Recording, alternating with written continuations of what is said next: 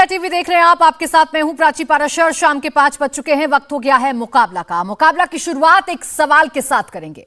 क्या भारत में लोकतंत्र हाईजेक हो चुका है? यह दावा किया है कांग्रेस ने, कांग्रेस के नेताओं ने, कांग्रेस के प्रवक्ताओं ने इंग्लैंड के एक अखबार द गार्जियन की एक रिपोर्ट पर यह बात कही है। इजराइल की एक स्पाई फर्म टीम जॉर्ज ने दुनिया के 30 से ज्यादा बड़े देशों के चुनाव में हस्तक्षेप किया है। इस रिपोर्ट में यह भी कहा गया है कि spy firm social media campaign चलाकर वोटर्स को प्रभावित करती है।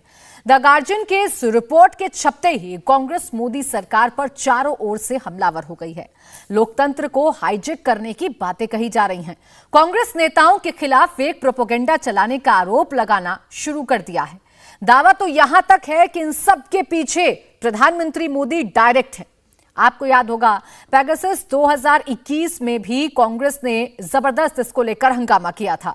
पॉलिटिशियंस, डिफेंस, जुडिशरी समेत तमाम संस्थाओं के फोन टैप कराने, जासूसी कराने के आरोप लगाए गए थे। अब सवाल है कि कभी गार्जियन, कभी बीबीसी, कभी पेगासस नाम पर क्या मोदी विरोधी गुट चुनाव जीतने का नहीं, अभी से चुनाव हारने वाला बहाना ढूंढने लगा है? आखिर कौन किसे हाईजेक कर रहा है? हाईजेक वाली थ्योरी का सच क्या है? यह थ्योरी आई कहां से है? इसके पीछे कौन है और क्यों फिट कर रहा है? इन सारे सवालों पर मुकाबला में करेंगे बात, लेकिन उससे पहले आपको कांग्रेस की बात सुनाते हैं, जिससे बीजेपी कह रही है कि प्रधानमंत्री मोदी के खिलाफ एक नई कॉन्स्पिरेसी थ्योरी लेकर आई है।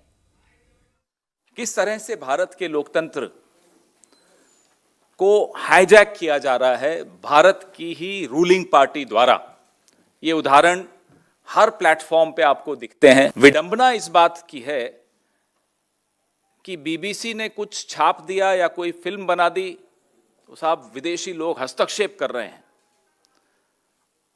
विदेश में जाकर अपनी ही देश की निंदा करने वाले प्रधानमंत्री को तब शर्म नहीं आती जब वो बाहर जाकर अजीब अजीब बातें करते कि शर्म आती थी इस देश में पैदा होते। और उसके बाद देश में सोशल मीडिया पर देश के चुनावों को, देश के लोकतंत्र को प्रभावित करने के लिए आप इजराइल की एजेंसीज को बुला लेते हैं, तब आपको शर्म नहीं आती। तब देश के लोकतंत्र को कोई खतरा नहीं है, तब विदेश से कोई हस्तक्षेप नहीं हो रहा क्योंकि आप कर रहे हैं। पेगासस के वक्त आपको तब नहीं याद आता कि आप विदेश की सहायता लेकर अपने ही देश के महत्वपूर्ण व्यक्तियों के फोन्स को हैक करा रहे हो। ये एक खतरनाक दौर से हम गुजर रहे हैं जिसमें देश वाकई खतरे में आ गया है, देश का लोकतंत्र खतरे में आ गया है। और ये जो बार बार दुहाई देते हैं कि साहब फॉरेन कॉन्स्पिरेसी, ये हिंदुस्तान में सरकार में बैठकर फॉरेन की कंट्रीज के साथ मिलकर कॉन्स्पिरेसी कर रहे हैं हिंदुस्तान के लोकतंत्र के खिलाफ। और इसी पर चर्चा करने के लिए हमारे साथ खास मेहमान इस वक्त जुड़ चुके हैं। अपराजिता सारंगी बीजेपी सांसद हमारे साथ हैं, हर्षवर्धन त्रिपाठी सीनियर जर्नलिस्ट, अखिलेश प्रताप सिंह प्रवक्ता कांग्रेस, अनुराग भदौरिया प्रवक्ता समाजवादी पार्टी। आप सभी का बहुत बहुत स्वागत है। अपराजिता, मैं आपके साथ शुरुआत कर रही हूं। आरोप यह लगाया जा रहा है विपक्ष की तरफ से कि आप अगर विदेशी ताकतों का इस्तेमाल करें तो बहुत अच्छा, लेकिन विपक्ष अगर सवाल खड़े कर दे तो आप उसे बताने लगते हैं कि विदेशी ताकतों को हाथ मजबूत कर रहा है। ये लोकतंत्र को हाईजेक करने जैसा है। आप सबको मेरा नमस्कार। आदरणीय प्रधानमंत्री मोदी जी की सरकार लोगों के लिए, 140 करोड़ जनता के लिए दिन रात काम कर रही है, उनके कल्याण के लिए काम कर रही है और हर एक क्षेत्र में काम हो रहा है। हमारा देश कैसे आगे बढ़े इस दिशा में हम कार्यरत है। 10वीं सबसे बड़ी अर्थव्यवस्था से हम 5वीं सबसे बड़ी अर्थव्यवस्था बने हैं और सबसे बड़ी रफ्तार से चलने वाली अर्थव्यवस्था बनने का खिताब भी हमें हासिल हुआ है। मैं ये कहना चाहती हूं कि लगातार हर दिशा में कार्य हो रहे हैं। इस बीच डिस्टेबलाइज करने के लिए, कहीं ना कहीं तोड़ मरोड़ करने के लिए, उथल पुथल मचाने के लिए और अशांति पैदा करने के लिए कुछ ऐसे व्यक्ति हैं, कुछ ऐसी संस्थाएं हैं जो विभिन्न संस्थाओं का, जो विदेशी संस्था हो या देशी संस्था हो, उनका सपोर्ट लेकर, उनकी सहायता लेकर डिस्टेबलाइजेशन का काम करते हैं, जो निश्चित तौर पर हम नकारते हैं। और मैं कह दूं कि बीबीसी हो, बीबीसी की बात हम करें या फिर ये हिंडनबर्ग की बात करें, ये दोनों मुझे लगता है कि कुछ ऐसे तत्व है हमारे देश में जो इन लोगों के साथ हाथ मिलाकर डिस्टेबलाइज करने की कोशिश, अस्थिरता पैदा करने की कोशिश कर रहे हैं। तो मुझे लगता है जहां तक हमारी सरकार की बात है, हम अपना काम करते हैं, हम फोकस सरकार है और हम देश को आगे बढ़ाना चाहते हैं। अमृतकाल का समय है, 2047 में हमारा देश विकसित देश में कैसे परिगणित होगा, इस पर हम ध्यान दे रहे हैं। तो नहीं, जहां अपराजिता तक जी, मेरा विपक्षी अपराजिता जी, दलों अब का सवाल बीबीसी और हिंडनबर्ग से आगे निकलकर विपक्ष आपसे सवाल पूछ रहा है द गार्जियन में छपी एक रिपोर्ट को लेकर, जिसमें इजरायली स्पाई फर्म का इस्तेमाल किया गया है दुनिया के 30 सबसे बड़े चुनावों में। आरोप आप पर लगाए जा रहे हैं कि आप विदेशी ताकतों का इस्तेमाल कर लें तो सब कुछ अच्छा अच्छा है, सब कुछ चंगा चंगा है। लेकिन अगर विपक्ष उन्हीं आर्टिकल्स को लेकर आपसे सवाल पूछते तो आप कहेंगी कि अनस्टेबल करने की कोशिश की जा रही है। विपक्ष कोई सवाल पूछे तो आपको क्यों लगता है कि ये कॉन्स्पिरेसी है? सरकार की तो जिम्मेदारी है कि विपक्ष के सवालों का भी जवाब दिया जाए। देखिए, प्रमाण के साथ सामने आए तो बेहतर है। मुझे लगता है लोक सभा के अंदर भी जब राहुल गांधी जी खड़े होते हो तो उनके पास कुछ प्रमाण नहीं होता है, नो डॉक्यूमेंट्री एविडेंस। और इस तरह की बातें जब संसद के बाहर भी सड़क पर कही जाती है तो इसके पीछे किसी भी तरह का प्रमाण नहीं होता है, निराधार बातें हैं, भित्तिहीन बातें हैं। तो मुझे लगता है कि इस पर किसी भी तरह का मंतव्य देना मेरी अपरिपक्वता होगी। और जैसा कि मैंने कहा, हम काम पर ध्यान दे रहे हैं, विकास पर ध्यान दे रहे हैं, और इस तरह की बातें आप अखिलेश अभी प्रताप सुन रहे सिंह हैं, जी, आगामी सीधा दिनों में बीजेपी सुनेंगे। का ये कहना है कि 2024 आप में लोगों के पास कोई निर्वाचन होने प्रमाण वाला है, नहीं है, निश्चित तौर पर बातें विदेश आएंगी। में कुछ छप जाता है तो आप उसे अपनी ताकत समझने लगते हैं और सरकार को डिफेम करने की, सरकार को अनस्टेबल करने की कोशिश आप लोग करते हैं। अगर वास्तव में कुछ गलत हो रहा है तो दिखाइए प्रमाण, सरकार करेगी कार्रवाई। देखिए, प्राची जी जो तानाशाह प्रवृत्ति का चरित्र वाला व्यक्ति है, पार्टियां होती हैं जो हमारी बीजेपी है आज के तारीख में, अटल जी के बाद वाली बीजेपी, इनसे अगर कोई भी, चाहे नहीं कि पार्टी का हो या विपक्ष का हो या पॉलिटिशियन के अलावा सोशल एक्टिविस्ट हो, पत्रकार हो, चैनल हो, कोई भी हो, यदि असहमत हो गया या उसने कोई प्रश्न कर दिया या कोई इनकी किसी ऐसी हरकत का पोल खोल दिया, वो राष्ट्र विरोधी है, वो आतंकी है, वो पाकिस्तानी है, वो खालिस्तानी है, वो चीनी है, वो नक्सल है, सबसे नवाजा जाता है। और आज से नहीं, जब से 2014 से ये प्रक्रिया शुरू हुई है, आपने देखा है जिसने भी इनसे सवाल कर दिया, चाहे किसानों ने किया, चाहे नौजवानों ने किया, चाहे छात्रों ने किया, चाहे पॉलिटिकल पार्टी ने किया, चाहे पत्रकारों ने किया, वो सब इसी फिक्स तगमे से वो उनको नवाजे जाते हैं। क्योंकि ये खुद तानाशाह हैं और तानाशाह बड़ा कमजोर होता है, बड़ा डरपोक होता है। एक प्रश्न से, एक छोटी सी डॉक्यूमेंट्री से हिल जाता है।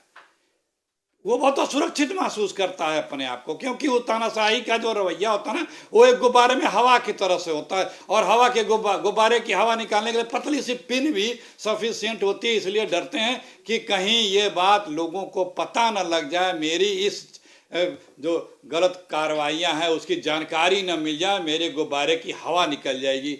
इस तरह से बातें करते हैं। पेगासस के बारे में कौन पेगासस यूज करता, सुप्रीम कोर्ट तक ने कह दिया कि सरकार ने इसमें सहयोग नहीं किया, और पेगासस आया है, सरकार ये मानती भी है, ये तो मानती है सरकार पेगासस आया है। किसके आदेश से आया है, किसका किसका क्या क्या हुआ, ये नहीं बताती है। सुप्रीम कोर्ट तक ने अपने मुकदमे में कह दिया। अभी हमारी बहन बीजेपी की जो बैठी हैं, ये कह रहे हैं प्रूफ के साथ। कितना प्रूफ चाहिए आप लोगों को? कभी कोई जांच भी करा लिया करिए। राहुल गांधी जी जो पार्लियामेंट में कहा, सब डॉक्यूमेंट्री एविडेंस हैं, वो भारत सरकार के पास हैं। वो जो हिंडनबर्ग ने रिपोर्ट दी है, वो आप ही के कागज के आधार पे, अब बाकायदा उस कागज को भी डिस्प्ले करके बताया है। लेकिन आप हिंडनबर्ग की जिस रिपोर्ट पर इतना बवाल मच रहा है और आप भी सवाल खड़े कर रहे हैं, सरकार से जांच कराएं, ये दबाव विपक्ष लगातार बना रहा है, उस रिपोर्ट में ऐसा क्या है आप बताएंगे हमारे दर्शकों को, जिसमें आपको लग रहा है, क्या कहा है हिंडनबर्ग ने अडानी के बारे में, जिस पर आपको लग रहा है कि जेपीसी से जांच होनी बहुत जरूरी है, जबकि सुप्रीम कोर्ट में कमेटी बनाने की बात कही है स्टॉक मार्केट में जांच के लिए? अब आप हमसे पूछे तो हम बता दे रहे हैं, हमें लगा कि आपने सब लोगों ने पढ़ा भी होगा, लेकिन हम बता दे रहे हैं वही बात जो राहुल गांधी ने कहा था। 2-3 बातें बड़ी गंभीर, बहुत ही चिंताजनक है उसमें जो बताई गई है। वो एक कि ऐसी ऐसी सेल कंपनियों से उसमें पैसे आए हैं कि जिनका वजूद की जांच होनी चाहिए, कुछ पता ही नहीं है।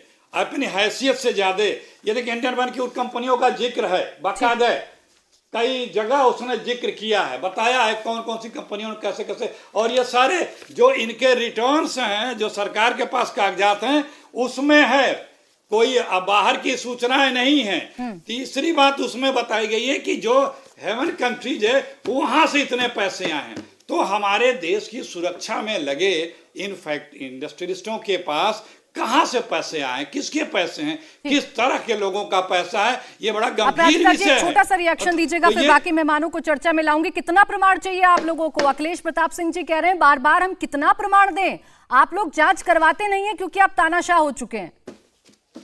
देखिए, इत्तेफाक की बात नहीं है कि पेगासस संसद अधिवेशन शुरू होने के पहले आता है और हिंडनबर्ग रिपोर्ट भी बजट अधिवेशन के पहले आता है। तो निश्चित तौर पर षड्यंत्र है। और मैं इन्हें याद दिला दूं पेगासस में क्या हुआ था। ये कोर्ट गए थे और उसके बाद कोर्ट में क्या हुआ हम सबको पता है। कोर्ट ने खारिज कर दी सारी बातें। कहां गए प्रमाण, क्या था प्रमाण? तो जहां तक हिंडनबर्ग का सवाल है, मैं कह दूं, मैं लोकसभा की सांसद हूं, लोकसभा में बैठी थी जब राहुल गांधी जी ने अपना प्रवचन दिया था, और मैं कह दूं कि बार बार उन्हें कहा गया कि भाई आप कोई प्रमाण दें, डॉक्यूमेंट्री एविडेंस। इस तरह से आदरणीय प्रधानमंत्री के विरुद्ध में संसद के अंदर फ्लोर ऑफ द हाउस पर नहीं कहा जाता है। आपको पहले से नोटिस देनी पड़ती है, यह प्रक्रिया है, लेकिन किसी भी तरह का प्रमाण नहीं आया। तो मैं कहूंगी कि हम पाक साफ हैं, और अगर इन्हें कोई दिक्कत है, कोई उन प्रमाणों के बारे में मैं अखिलेश जी से चर्चा करूं, उससे पहले अनुराग जी को चर्चा में ले आते हैं। समाजवादी पार्टी भी ये मसला उठा रही है, उनका भी पक्ष जान लेते हैं। अनुराग जी, बार बार विपक्ष की तरफ से विदेशी रिपोर्ट को हवाला बनाकर देश की सरकार से सवाल क्यों पूछा जाता है बिना फैक्ट चेक किए? मुझे लगता है कि भारतीय जनता पार्टी को समझने की जरूरत है कि अगर थाने में कोई व्यक्ति जाएगा और कहेगा कि मेरे सर पे चोट लगी है, खून निकल रहा है, हमें किसी व्यक्ति ने पीटा है, तो क्या थानेदार उससे कहेगा कि जाइए पहले प्रूफ लेके आइए कि आप उससे पीटा है कि नहीं पीटा है? ये जांच करने की जिम्मेदारी तो थानेदार की होती है, सरकार की होती है। अगर कोई विपक्ष बात उठा रहा है तो किसी पे संशय है कि इस तरह की बातें हुई, तो सरकार की जिम्मेदारी बनती है कि हिंडनबर्ग पे भी अपनी जांच बैठा देती है। भाई हमारे देश के बारे में अगर गलत बोल रहा है तो हिंडनबर्ग की भी जांच हो जाए ना कि गलत बोल रहा है कि सही बोल रहा है। ये जिम्मेदारी तो सरकार को उठानी चाहिए। अगर कोई विपक्ष आरोप लगाता है तो सरकार की जिम्मेदारी होती है उस आरोप गलत है या सही है उसकी जांच करना। लेकिन आप जांच नहीं करना चाहते, आप जांच से भागने लग जाते हैं। आप तरह तरह की बातें बताते हैं कि पेपर में लिखी बातें सच नहीं है, टीवी पे दिखाया जा रहा है वो सच नहीं है। तो जब पेपर की बातें सच नहीं है तो फिर पेपर की कटिंग लेके बीजेपी के प्रवक्ता हर चीज को क्यों घूमते रहते हैं? 1980 में, 1970 में, 1990 में, 2000 की कटिंग लेके दिखाते ना बीजेपी प्रवक्ता, देखिए क्या लिखा था, देखिए क्या हुआ था। तो इसकी मतलब पेपर में लिखी हुई बातों को आप सच नहीं मानते हैं तो कह दीजिए कि जो पेपर में लिख के आता है, जो पेपर में खबर आती है वो सच नहीं होती है, उसको भी वेरीफाई होना चाहिए। तो आप पेपर को भी नहीं मानते, इसके मतलब आप न्यूज़पेपर को भी नहीं मानते, तो कहीं तो आपको मानना पड़ेगा, कहीं तो विपक्ष की बात सुननी पड़ेगी। विपक्ष अपनी मजबूती से अपना जिम्मेदारी निभा रहा है। विपक्ष का काम है कि उसको न्याय दिलाना, समाज के अंदर कोई गलत चीज हो जाए तो उसको उठाना। सरकार की अगर कहीं सरकार को पता नहीं चल रहा है कोई चीज गलत हो रही है तो विपक्ष बताता है कि सरकार ये चीज गलत हो रही है। अरे हम तो सरकार की मदद कर रहे हैं ना, तो सरकार के साथ हम देश की मदद कर रहे हैं। जितना अधिकार सरकार कुछ देश के ऊपर में है उतना अधिकार विपक्ष को भी है। तो विपक्ष और सरकार दोनों को मिलकर चलना चाहिए। हमारी बात उनको सुननी चाहिए, हमें बुलाना चाहिए, बैठना चाहिए, बात करनी चाहिए। सरकार विपक्ष की ये सवाल अपराधी का बहुत ज्यादा उठाया जा रहा है विपक्ष की तरफ से। मैं आपसे इसका जवाब लूं उससे पहले हर्षवर्धन त्रिपाठी जी, देश की सियासत में देश के मुद्दों से ज्यादा विदेशी रिपोर्ट्स का हवाला बहुत दिया जा रहा है। विदेशी रिपोर्ट्स की चर्चा आए दिन हो रही है और नए नए नाम, नई नई टर्मिनोलॉजी हमें सुनने को मिल रही है। अब बवाल इजराइल को लेकर हो रहा है। देखिए प्राची, सबसे पहले तो ये कि मुझे लगता है कि गार्डियन की जो रिपोर्ट आई है उस रिपोर्ट में भारत का जिक्र किस तरह से है, अगर हम लोग शायद उसको पढ़ पाए तब फिर बात कर पाएंगे। क्योंकि मुझे नहीं लगता कि उस रिपोर्ट में ऐसा कुछ है जिसके आधार पर हम ये कहें कि लोकतंत्र हाईजैक हो गया। मैंने वो रिपोर्ट पढ़ी जितनी सार्वजनिक है और उस रिपोर्ट में भारत का जिक्र जहां आता है वो मैं आपको भी बता देता हूं, इंडिया टीवी के दर्शकों को भी जानना चाहिए। उस रिपोर्ट में यह कहा गया है कि 8 महीने से जो हम इन्वेस्टिगेशन कर रहे हैं वो गौरी लंकेश, जो 2017 में जिनको गोली मार दी गई थी, उनकी रिपोर्ट्स के आधार पर हम ये कर रहे हैं। और उनकी हत्या से पहले उन्होंने कहा था कि हम लोग जिस तरह से एज ऑफ फॉल्स न्यूज इस दौर में जी रहे हैं, उसमें जिस तरह की डिस इंफॉर्मेशन फैक्ट्री चल रही हैं, उसके आधार पर ये पूरी रिपोर्ट है। इस रिपोर्ट में भारत ही नहीं, दुनिया भर के 20 से ज्यादा देशों के बारे में कहा गया है कि वहां चुनाव को प्रभावित किया गया। ये कोई सीक्रेट इन्वेस्टिगेटिव जैसी रिपोर्ट है, ये पहली होगी। लेकिन इसके पहले बाकायदा फेसबुक, जो कंपनी अब मेटा हो गई है, उसके ऊपर ऐसे आरोप लगे, अमेरिका में आरोप लगे, दुनिया के अलग अलग देशों में लगे। तो ये कहा जा रहा है कि इन टूल्स का इस्तेमाल करके, सोशल मीडिया का इस्तेमाल करके लोगों को अपने पक्ष में पार्टियां कर रही हैं। लेकिन इसका एक दूसरा पहलू है। इसका दूसरा पहलू यह है कि भारत जैसे देश में अभी भी अगर राजनीतिक दलों का जनता के साथ सीधा जुड़ाव है, तो कितना भी कोई कह ले कि फेसबुक और ट्विटर से चुनाव जीता जा सकता है, यह संभव नहीं है, नंबर 1। नंबर 2 ये कि जब इस तरह की रिपोर्ट्स के आधार पर हम कहते हैं कि भारत का लोकतंत्र हाईजैक हो गया है, तो हम अपने उन लोगों यानी भारतीयों जो वोट देने जाते हैं उनको, और साथ ही अपने इंस्टीट्यूशंस को अंडरमाइन करते हैं, उनको हम कमतर मानते हैं, उनको हम नहीं समझते। और मैं तो ये मानता हूं कि इस तरह की रिपोर्ट्स के आने से बिल्कुल इसकी चर्चा होनी चाहिए, विपक्ष इसको सवाल भी उठाए। लेकिन जैसे ही हम कहते हैं लोकतंत्र हाईजैक हो गया है, तो विपक्ष अपनी उस कमजोरी को ढकने की कोशिश कर रहा है, जो चुनाव जीतने में उसको नाकामी हो रही है, जनता के साथ उसका जुड़ाव नहीं हो पा रहा। प्राची जी एक सेकेंड, मैं कुछ बोलूं? मैं बीजेपी के प्रवक्ता से पूछना चाहता हूं, इतना बता दीजिए कि हर रिपोर्ट पे अगर विपक्ष जो आवाज उठाता है। चलिए अखिलेश प्रताप सिंह जी, सवाल सीधा ये है कि जब भी विदेश से कोई रिपोर्ट आती है तो आप उसे सीधा सरकार से कैसे कनेक्ट कर देते हैं? और देखिए, आप ही कह रहे हैं, भारी भरकम शब्द आपने इस्तेमाल किया, लोकतंत्र को हाईजैक करना। इसी लोकतंत्र में भारी बहुमत से जनता ने चुनकर भेजा है ना सरकार को। आप तो जनता के विवेक पर सवाल उठा रहे हैं अगर इन रिपोर्ट्स के हवाले की बात अगर आप करेंगे और कहेंगे कि चुनाव को हाईजैक, चुनाव को प्रभावित किया जा रहा है। देखिए, सिर्फ विदेश में रिपोर्ट आ जाने से हिडेनबर्ग या ये जो आई है इजराइल कंपनी की, उससे पहले इस देश में भी रिपोर्टें आई हैं और ये सारी बातें बताई हैं। यहाँ पे भी आपने देखा है किस तरह से हमारे जो सोशल मीडिया की कंपनियां हैं, अगर उन लोगों ने कहीं सवाल कर दिया सरकार से तो क्या क्या उनको खामियाजा भुगतना पड़ा है। अभी 3 दिन से ग्रेड चली रही है। तो मैंने आपसे पहले कहा ना कि तानाशाह बड़ा डरपोक होता है, उसके गुब्बारे की हवा एक आलपीन से निकलती है, वो डरता कि कहीं कोई आलपीन न चुबा दे, इसलिए उसको भी वो हट दिखने या मार्केट में कहीं उसका बात चली न जाए, इसलिए लगा रहता है। सवाल कर, अभी ये करें कि हाईजैक का सवाल देश के, अरे भाई प्रभावित तो किया जाता है चुनाव को ना, और कैसे प्रभावित किया था? इन सब कारणों से। अडानी से यदि सवाल कर दिया किसी ने तो अडानी जी और भाजपाई बोलेंगे राष्ट्र पे हमला हो गया। अडानी जी राष्ट्र हो गए। अडानी जी पे आज सवाल क्यों खड़े हो रहे हैं? अडानी जी जैसे 15-20 उद्योगपतियों को आदरणीय मोदी जी की कृपा मिल गई होती और इतने रईस वो लोग हो गए होते तो आज कोई अडानी जी या मोदी जी के मित्रवत संबंधों पे सवाल नहीं उठाता। अखिलेश प्रताप सिंह जी, जो आप कह रहे हैं उसी पर तो अपराजिता जी आपसे प्रूफ मांग रही थी, कह रही थी कि अगर आप इतने ही श्योर हैं कि इस देश में अडानी को फेवर कर रही है सरकार, तो आप कोई डॉक्यूमेंट, कोई दस्तावेज लेकर क्यों नहीं आते हैं? आप रख दीजिए ना पटल पर सामने। आप सुनिए, सारे दस्तावेज हैं, देखिए सबको पता है। 1 साल में 10 लाख करोड़ से ऊपर उनकी प्राची जी मेरी आवाज कट रही थी। ये सारे सवाल जवाब जो हुए थे, जो सारे सवाल जवाब हुए थे वो 2 सालों में हुए थे। अखिलेश जी जरा कंप्लीट कर लें। देखिए, इन्होंने 2-3 सीमेंट कंपनियों का अधिग्रहण किया। क्या हुआ? उन पहले सीमेंट कंपनियों को 10 दिसंबर 2020 को सीसीआई, एसीसी, अंबुजा और अल्ट्राटेक, इन सब पे सीबीआई की इनकम टैक्स की रेड पड़ती है।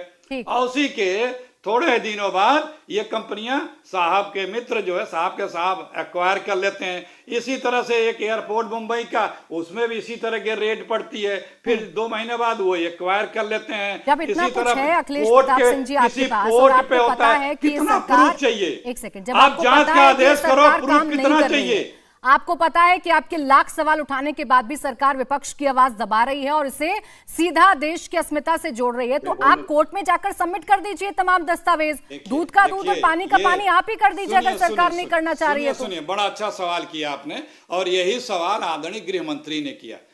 तानाशाह की यही पहचान है। फिर कह रहा हूं, तानाशाह की, जो आपके शब्द हैं, जो मानी गृह मंत्री जी के हैं कि कोर्ट क्यों नहीं दे, यही पहचान है। क्योंकि हमारा संविधान यह जिम्मेदारी देता है सरकार को कि यदि उसे कहीं किसी भी प्रकार का अपराध या अनियमितता, भ्रष्टाचार कहीं भी दिखा या सुनाई दिया या मिला या जानकारी या संज्ञान में आया, तो वो उस पर कार्रवाई करे। मैंने तो इसलिए आपसे सवाल पूछा क्योंकि आप बार-बार कह रही हैं कि ये सरकार सुन नहीं रही है। मैंने इसलिए आपसे पूछा कि आप कोर्ट चले जाइए। पहले बात तो सुनिए भाई, देखिए जी मैं अपनी बात अनुराग जी को बात रखने डिस्टर्ब मत दीजिए। होने दें। देखिए, ये जिम्मेदारी सरकार की होती है, क्योंकि क्राइम जो है अगेंस्ट गवर्नमेंट होता है, क्राइम पर्टिकुलर का अगेंस्ट नहीं होता है, सरकार की ही नियमावली का। अगर मैं आपने अखिलेश जी यही तो कह खिलाफत रही हूँ कि किया, आप एक्सपोज कर दीजिए। सरकार अगर कान बंद करके हम तो बैठी है तो expose कर कोई ही तो रहे हैं। तरीका होगा ना सुनिए, सरकार को एक्सपोज करने का। ये बीच में अगर झूलते रहेंगे, आरोप में खेलते रहेंगे तो जनता भी कंफ्यूज होगी। खैर अनुराग जी, जनता कहीं कंफ्यूज नहीं है, फिर हम लोग अपराजिता जी से जनता बहुत के सारे बीच सवालों में के जवाब जानकारी दें। दे रहे हैं। अनुराग और सुनिए, आज एक मेरी बात कंप्लीट होने दें, जनता को जानकारी दे रहे हैं, इसीलिए आप बहस करा रही हैं। हाँ अनुराग जी, देखिए प्राची जी, बड़ी कमाल की बात है। सरकार ये कहती है कि सारी चीजें ले जाके कोर्ट में चले जाओ, तो फिर सरकार किस लिए है? फिर ये ऑफिसर्स किस लिए हैं? फिर इतने अधिकारी आपने क्यों अपॉइंट किए हैं? फिर ये इतनी सेक्रेटरीज क्यों हैं?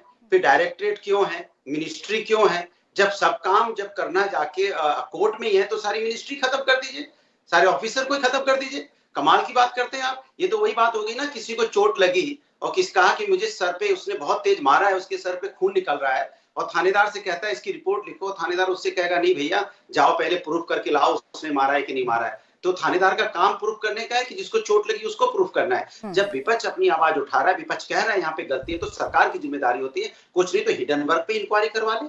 हिडनबर्ग ने अगर देश के साथ गलत कर रहा है तो हिडनबर्ग पे इंक्वायरी करवाइए ना। उसकी हिम्मत कैसे हो रही है हमारे देश के साथ गलत करने की? तो भारतीय जनता पार्टी लोकतंत्र में विश्वास नहीं रखती है। वो चाहती है विपक्ष कुछ बोले ही नहीं। अरे विपक्ष का काम है, अगर सरकार गलत करेगी तो सरकार को रास्ता दिखाना, सरकार को टोकना, सरकार को बताना कि आप गलत कर रहे हो, और जनता को न्याय दिलाना हमारी जिम्मेदारी है। जितनी जिम्मेदारी सरकार में बैठे लोगों की है, उससे कहीं ज्यादा जिम्मेदारी लोकतंत्र। अपराजिता जी, सवाल सीधा आपसे है। अनुराग जी भी बोल रहे हैं और अखिलेश जी भी बोल रहे हैं कि जिम्मेदारी सरकार की है, आप सरकार में हैं।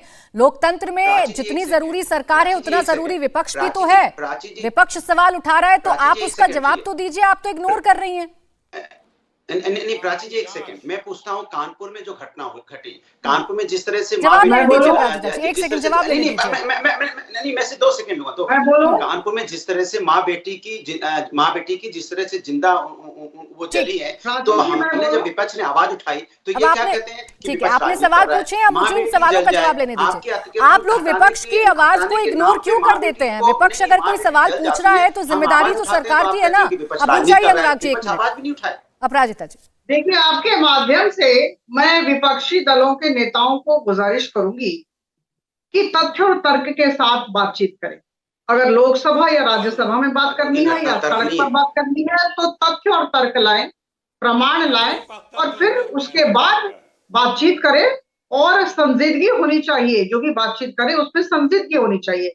मैं हिंडनबर्ग रिपोर्ट के विषय में आपको बता दूं, ये जो बात इतनी चली और संसद बिल्कुल मैं कहूंगी अचल रहा, हम लोग बैठ नहीं पाए, हम लोग लोगों के मुद्दों को उठा नहीं पाए, तो इसका 3 कारण था क्यों सरकार ने जेपीसी का गठन नहीं किया। पहली बात, वित्त मंत्री ने बहुत ही स्पष्ट तरीके से कहा कि सेबी रेगुलेटर है और सेबी अपना काम कर रही है। सेबी की रिपोर्ट आ जाए, दूध का दूध पानी का पानी हो जाएगा। उसके बाद जो सही है जो गलत है वो पूरा देश जान जाएगा। दूसरी बात मैं कह दूं, जैसा कि मैंने कहा, पुनरावृत्ति करूंगी, राहुल गांधी जी ने बहुत कुछ कहा, लेकिन न तथ्य था, न तर्क था, न प्रमाण था। और तीसरी बात मैं कह दूं, बहुत बड़ी बात, सुप्रीम कोर्ट ने, सर्वोच्च न्यायालय ने इस केस को अपने हाथ लिया है। हियरिंग चल रही है, 3 PIL फाइल हुए हैं, हियरिंग चल रही है, और उसके बाद सुप्रीम कोर्ट का मत था कि एक एक्सपर्ट कमेटी बनाई जाए और जिसमें सरकार ने अपना समर्थन दिया। बड़ी बात है कि सरकार ने कहा कि एक्सपर्ट कमेटी बने और हम पूरा सहयोग करेंगे। तो जब एक्सपर्ट कमेटी बन रही है, सुप्रीम कोर्ट ने कॉग्निजेंस लिया है, तो मुझे लगता है कि जहां तक हिंडनबर्ग रिपोर्ट का सवाल है, सुप्रीम कोर्ट अपना काम कर रही है और उसके निर्णय के बाद मुझे लगता है सारी बातें स्वच्छता के अखिलेश साथ। प्रताप सिंह जी, सरकार जांच कराए तो भी दिक्कत, सरकार जांच ना कराए तो भी दिक्कत। अब सरकार जांच कराने के लिए तैयार तो है, कमेटी गठन की बात कही तो जा रही है, मामला सुप्रीम कोर्ट में है, फिर क्या आपत्ति है? हर महीने इस सरकार के भयंकर भ्रष्टाचार और आर्थिक अपराधी के मामले उजागर होते हैं। किसी की जांच कराई सरकार ने? नहीं करा सकते, क्योंकि ये जो तानाशाही प्रवृत्ति के लोग होते हैं मान के चलते हैं कि हमने गलत किया ही नहीं। लोकतांत्रिक अगर सोच के होते, लोकतांत्रिक सोच होती तो ये लोग जांच करते कराते। इनका सिर्फ एक ही लक्ष्य है, सिर्फ मेरे सरकार रहें, कोई और न किरदार रहें, सिर्फ मेरे सरकार रहें, न कोई और किरदार रहे, बस इनकी सरकार। बस एक मोदी जी सत्य बोलते हैं। देखिए अपराजिता जी बार बार कह रही हैं कि सत्य तथ्यों पे, सत्य के साथ, आधार के साथ आवें। सिर्फ मोदी जी इस देश में सत्य बोलते हैं, तथ्य के साथ बोलते हैं और जो है प्रमाण के साथ बोलते हैं, और तो कोई बोलता ही नहीं है।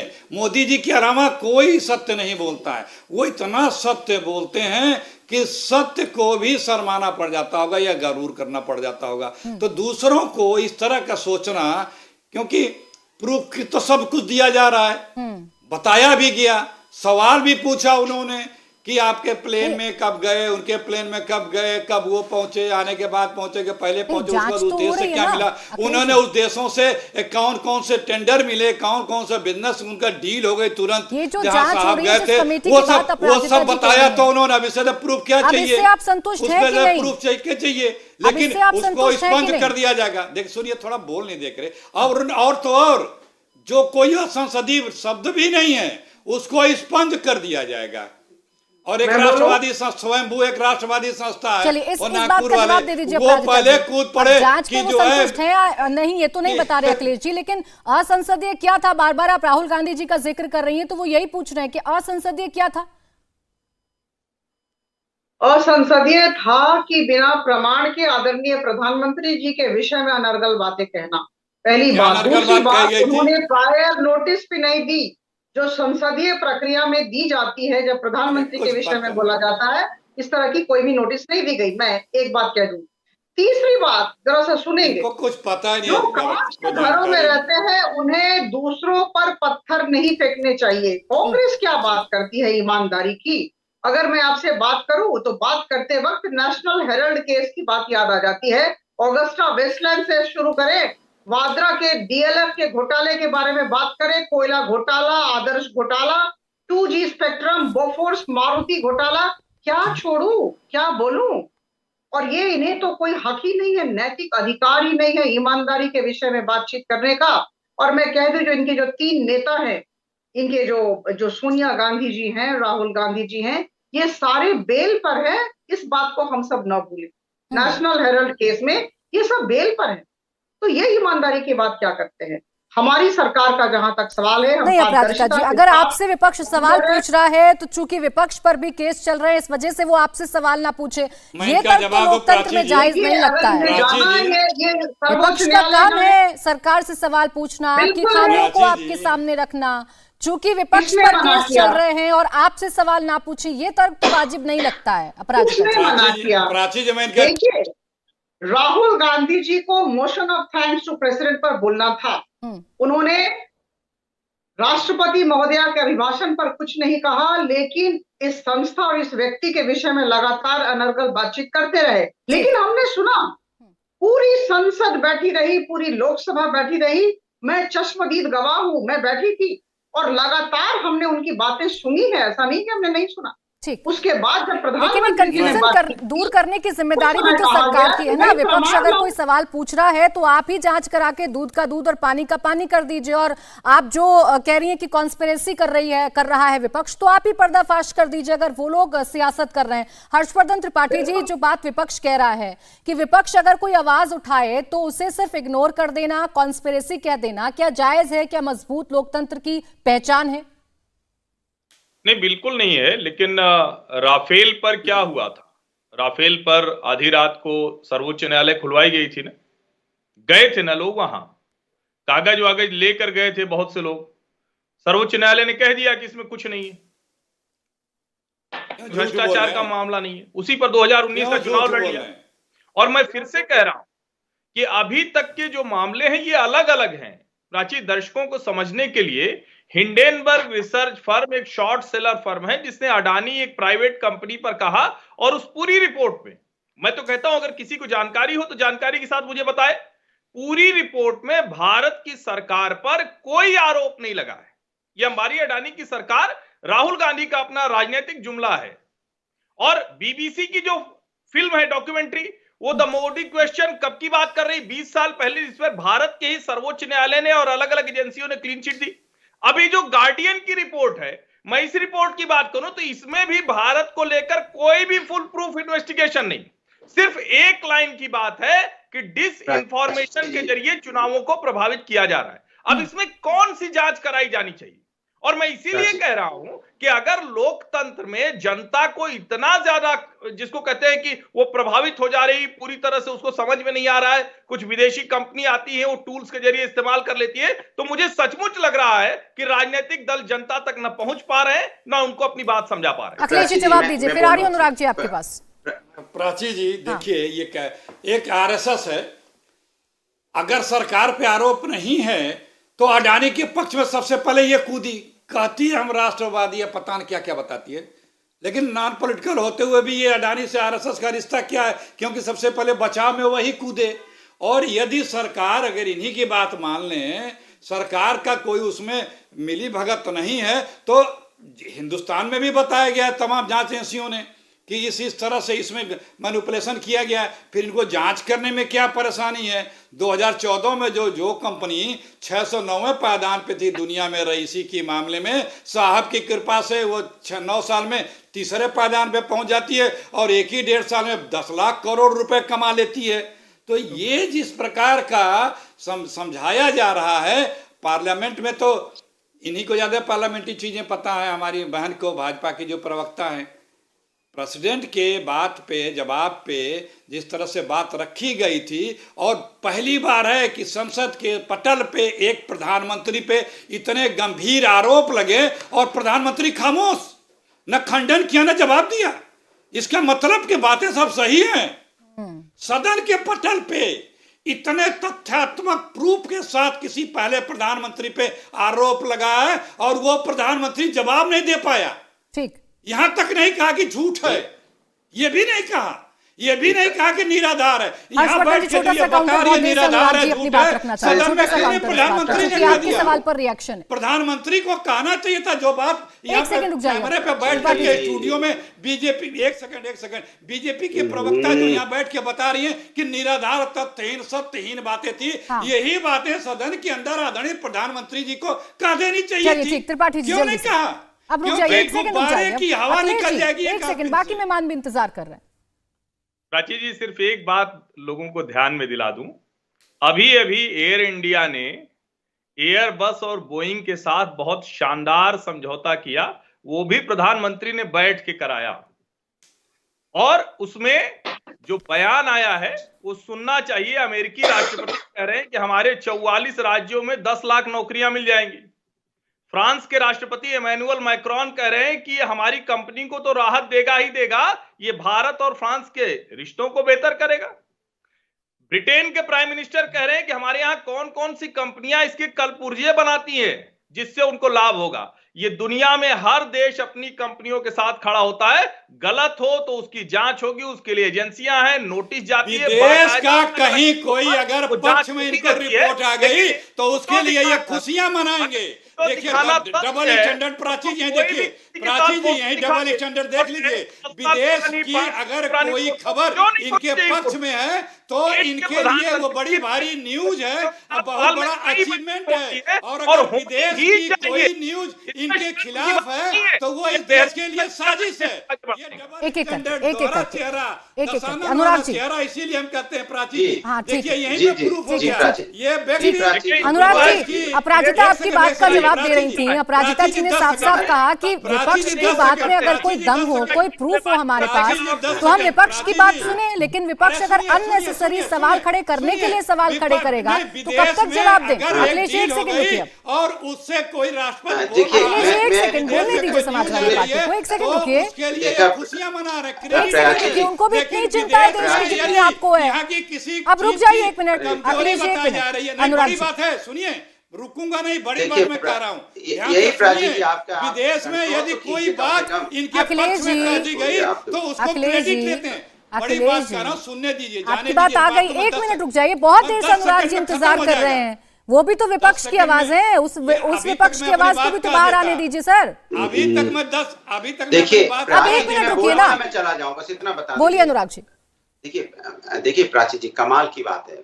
सत्ता वाले कहते हैं प्रूफ लाओ, तो मैं कहता हूं कानपुर में जिस तरह से माँ बेटी जली, इसमें प्रूफ की जरूरत है क्या? क्या आपने डीएम को सस्पेंड किया?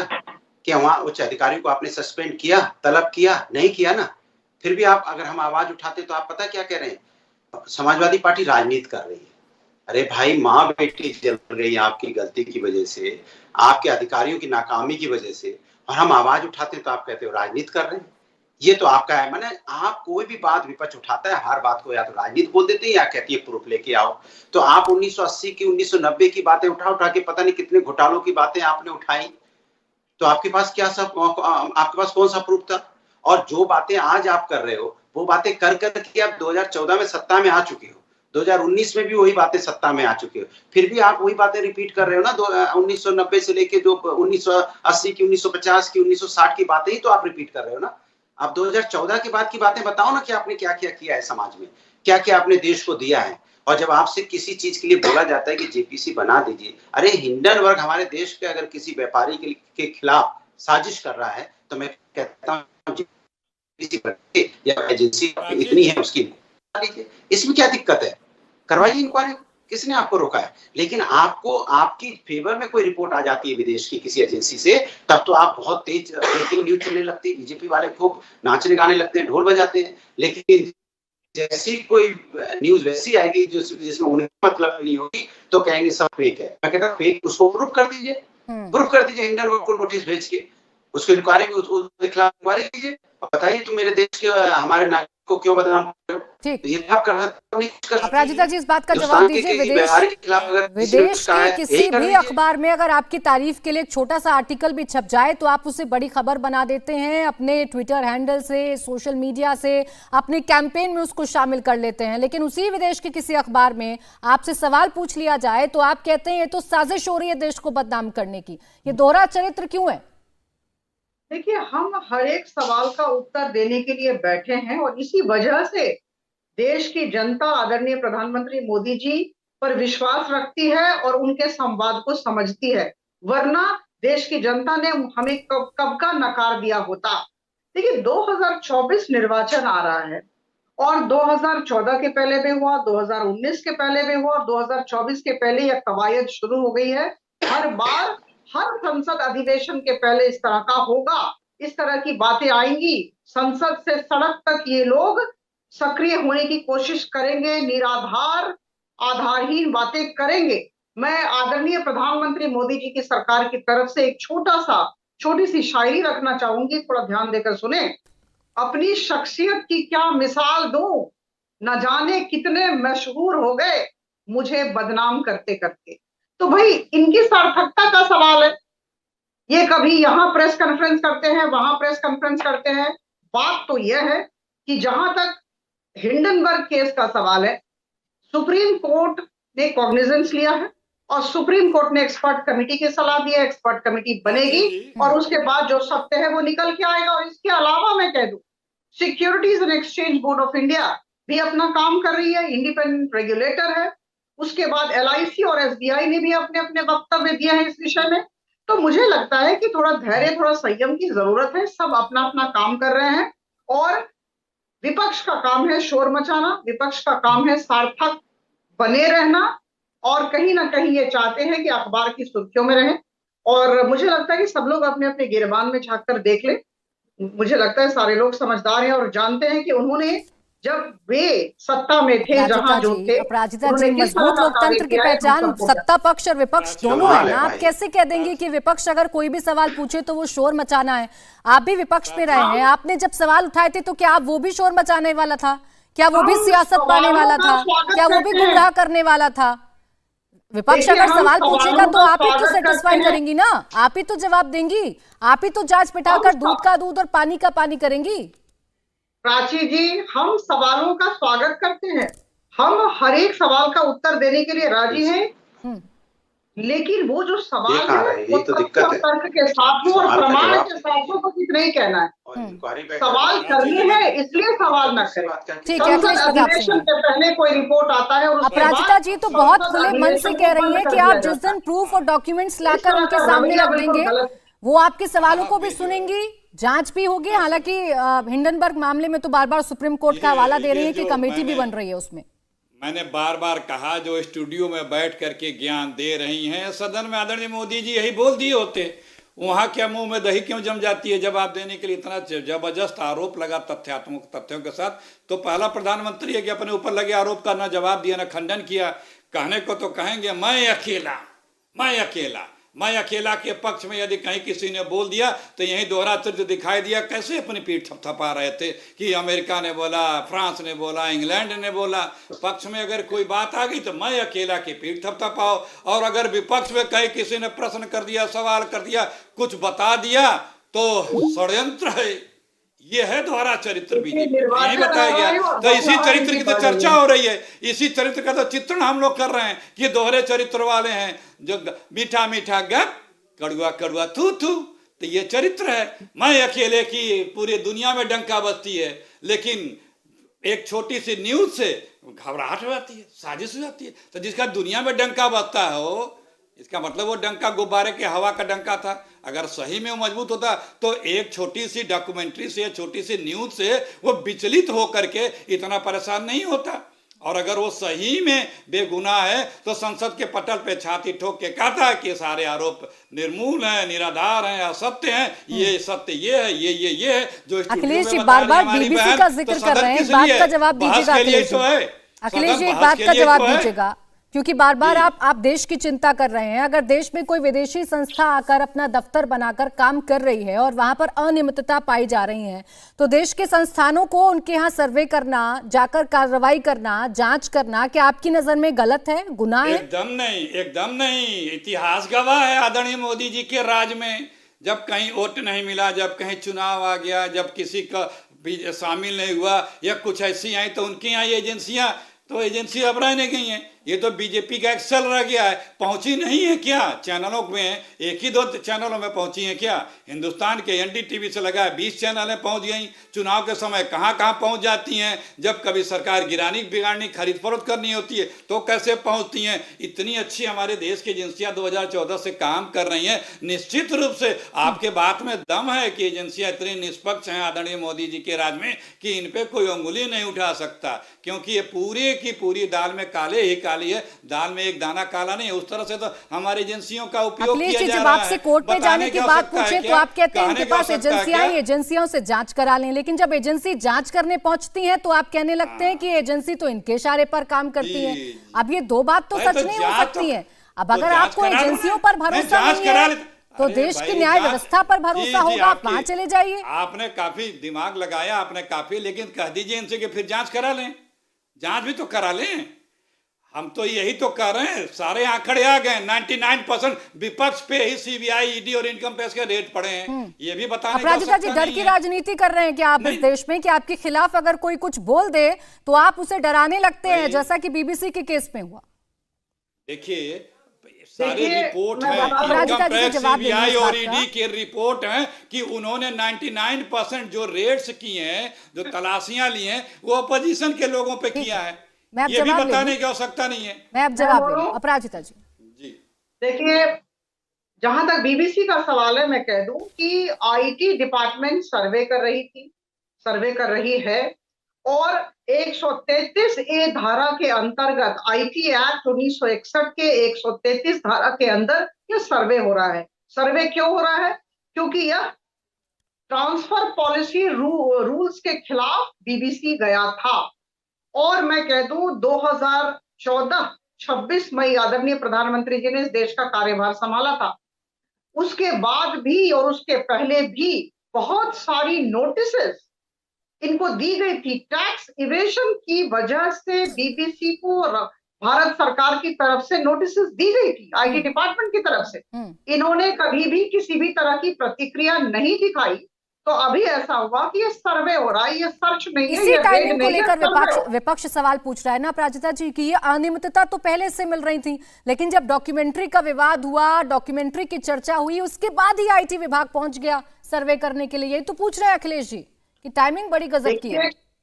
कुछ तो विपक्ष कहेगा, विपक्ष का काम है कहना। 2024 का निर्वाचन आ रहा है, संस्थाएं अपना काम करती हैं, ठीक है, सीबीआई हो, ईडी हो, आईटी हो, इन सबको अपना अपना काम करने देना चाहिए और इस संस्थाओं पर हम सबको आस्था होनी चाहिए। मुझे लगता है लोकतंत्र के लिए और हमारे देश के लिए बिल्कुल सही होगा अगर हम कैसे आस्था रखें? आप तो विपक्षियों के घर पर बार बार ये आईटी और ईडी के दफ्तर, ईडी के छापे पड़ रहे हैं। यही तो अखिलेश जी कह रहे हैं कि बार बार हमारे ही गिरेबान में आप झांक कर देख रही हैं। कैसे आस्था रखें? टेंशन क्यों होता है? मेरा प्रश्न है, एक्शन होने से टेंशन क्यों होता है? अगर सत्य की राह पर बीबीसी चल रही है, अगर टैक्स इवेशन नहीं हुआ है तो दिक्कत क्या है? असुविधा कहाँ है? ठीक, तो रिपोर्ट आगे दीजिए। मुझे लगता मेरे है पास कि समय समाप्त हो गया। 10 सेकंड में अखिलेश जी जल्दी से बोलिए। जो इनकम टैक्स वाले या सीबीआई ने जिनको ग्रिल किया, अगर ये इनकी बीजेपी के वॉशिंग मशीन में चले गए, वो जो मुख्यमंत्री मंत्री तमाम अभी भी बैठे हैं, वो पवित्र हो गए। फिर उनपे वो पार समय खत्म हो गया। अखिलेश जी बीच में आपको रोक रही हूँ। बहुत बहुत शुक्रिया आप सभी का हमारे साथ इस चर्चा में जुड़ने के लिए। इंडिया टीवी हर वक्त हर जगह डाउनलोड करने के लिए सर्च करें India TV news Google play store या ऐप स्टोर पर।